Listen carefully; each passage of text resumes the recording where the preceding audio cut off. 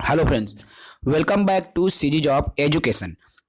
साथियों, कल के भूपेश बघेल जी के वार्तालाप आप सुने, जो कि जांजगीर जिले में प्रवास के दौरान एक बेरोजगार युवा साथी द्वारा, जो कि अंतिम वर्ष के साथी थे, फाइनल ईयर के साथी थे, तो उनका विचार आपने जाना। तो भूपेश बघेल जी ने स्पष्ट कहा है कि वेरिफिकेशन को आपको डॉक्यूमेंट सबमिट करना है। तो साथियों, हमारा सबसे बड़ा सवाल ये बनता है कि क्या वेरिफिकेशन तक अंतिम वर्ष की छात्र छात्राएं पात्र हो पाएंगे? क्या वेरिफिकेशन होने तक उनका रिजल्ट आ पाएगा? सवाल बड़ा है, हजारों लोगों के मन में ये सवाल बना हुआ है। आइए हम उन्हीं सवालों के जवाब के लिए एक सटीक चर्चा शुरू करते हैं। अभी तक आपने हमारे चैनल को सब्सक्राइब नहीं किया है तो चैनल को सब्सक्राइब कर लेंगे।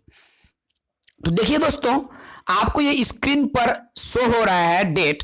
मान लीजिए नोटिफिकेशन यदि दिसंबर 2022 में आता है, ठीक है, अर्थात इस माह तो नोटिफिकेशन आने की संभावना बहुत कम दिख रही है। यदि दिसंबर में नोटिफिकेशन जारी होता है साथियों, ठीक है, 1 या 2 दिसंबर को विधानसभा सत्र है, उसके बाद में कुछ दिन रोस्टर बनेगा, उसके बाद तो दिसंबर में यदि नोटिफिकेशन जारी होता है तो आप मान के चलें जनवरी में आपका आवेदन फॉर्म सबमिट होगा। ठीक है, जनवरी में आपका आवेदन फॉर्म सबमिट होगा। परीक्षा की संभावित तिथि की बात करें तो कम से कम आपको 20 से 30 दिन का समय लगेगा ही।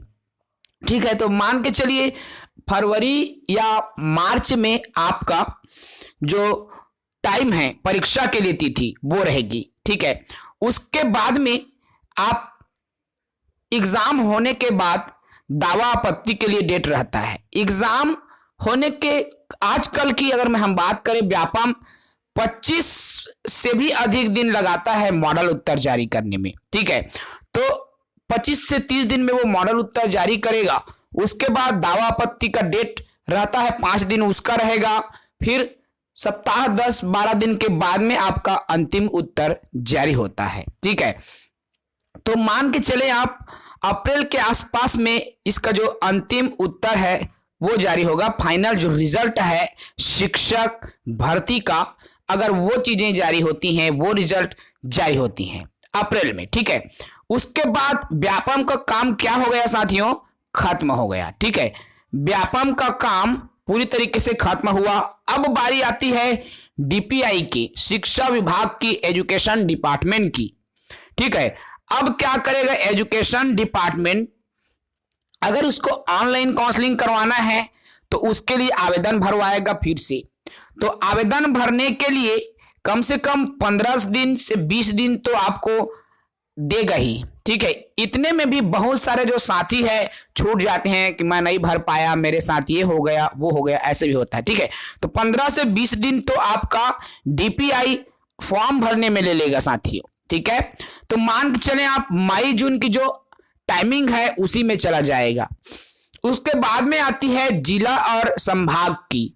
अब डीपीआई फॉर्म भर दिया, जब इसका लिस्ट जारी होगा तो सहायक शिक्षक की जिलेवार, शिक्षक की संभागवार लिस्ट आती है। ठीक है, वेरिफिकेशन भी होता है तो उसी के आधार पर यदि आपका जिस जिले में चयन हो रहा है उसी जिले में नाम आएगा, फिर उसी जिले में आप काउंसलिंग हेतु जाएंगे।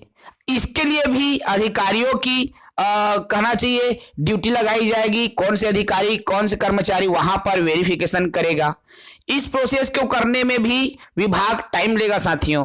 ठीक है, संभाग भी इस प्रोसेस को करने में टाइम लेगा। तो ऐसा करते करते आपका ये जो जिला और संभाग का कार्य जुलाई अगस्त चला जाएगा।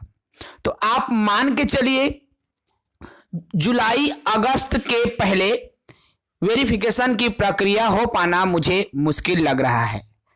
तब तक साथियों आराम से आपका फाइनल ईयर वालों का जो रिजल्ट है वह भी जारी हो जाएगा। इस तरह से उनको भी अच्छा अवसर मिल जाएगा, क्योंकि जिस तरह की स्थिति हमारे प्रदेश में बनी हुई है आरक्षण को लेकर, आप सभी साथी अवगत हैं, और यही एक मुख्य वजह है जिसके कारण काफी लंबा खिंचाया जा रहा है शिक्षक भर्ती। काफी लंबा समय व्यतीत हो रहा है इसका जो नोटिफिकेशन है आने में, क्योंकि जब तक आरक्षण रोस्टर नहीं बनेगा साथियों तब तक नोटिफिकेशन आना असंभव लगता है। ठीक है, क्योंकि आरक्षण रोस्टर बनने के बाद ही कौन से कैटेगरी में कितना पद रखना है, कितने प्रतिशत पद रखना है, वो तमाम जो बंटवारा कहना चाहिए आरक्षण रोस्टर के बाद ही तय होती है। तो इस तरह की प्रक्रियाएं चलेंगी और अंतिम वर्ष के साथियों को ये अवसर भी मिल जाएगा। तो इस वीडियो में इतना ही, अगले वीडियो में फिर चर्चा करेंगे। जय हिंद।